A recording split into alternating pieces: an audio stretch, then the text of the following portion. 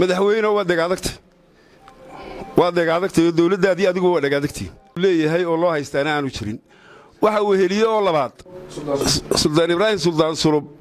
oo ah isna walaay gudoomiyaha labada guddi awal iyo garxaajis labada nin waxa lagu xidhay garan mayno waxa lagu xidhay wadanka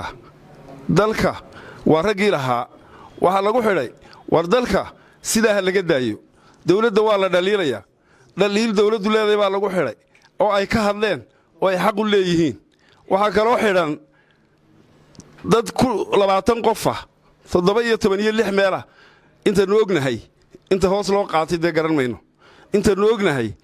dad 20 meel 17 meel ku xidhan iyo 6 kale oo meel ku xidhan ayaa 12 qof kala xidhan iyagana waxay ku xidhan yihiin garan mayno mudaharaadkii dawladdu fasaxday bay ku xidhan yihiin qaarna mudaharaadkaba waa ka horeeyeen oo waa siyaasiyiin dadka waxaanu leenahay dawladdu xarigu waxba tari maayo wax fogeeyay mooyaane haddii aanay dawladdu soo daynin oo aanay soo daynaynin oo aan dadka xidhan ee salaadiinta ee siyaasiyiinta ee shacabka kale aan la soo daynin ee dambiga aan lahayn aan la soo daynin waxaanu leenahay oo aad doonaysaan in iska sii haysataan waxaanu leenahay wax dhacaya maaha haddaad doonaysaanna waxa la yidhi cabdiilay ninkii cabdiilay la odhan jiray wuxuu eeday jeel la jeelogaadeen waxaanu leenahay dawladda waxaad samaysaa madaxweyne aad samaysataa jeel la jeeliidoor adiguna aad ku ciilbeesho annana aad nagaga aarsataa haddaad ciil qabto dadkan aad u ciil qabto taas waxaanu ku leenahay horta samayso haddii kale de iska soo daa dadkan ilaa waxba kuma lihide dambina kaamay geline taa intaasaan ku dhaafaya waxaan kaloon leeyahay dee waxaanu nahay odayaashii dalka lahaa dalka lexjaclaa naga haysa waa u damqanaynaa waa ilaashanaynaa dawlad iyo mucaarid iyo shicib iyo shisheeye intaba waa ka ilaalinaynaa mar haddii aanu ka ilaalinayno arrimaha siyaasadda cakiran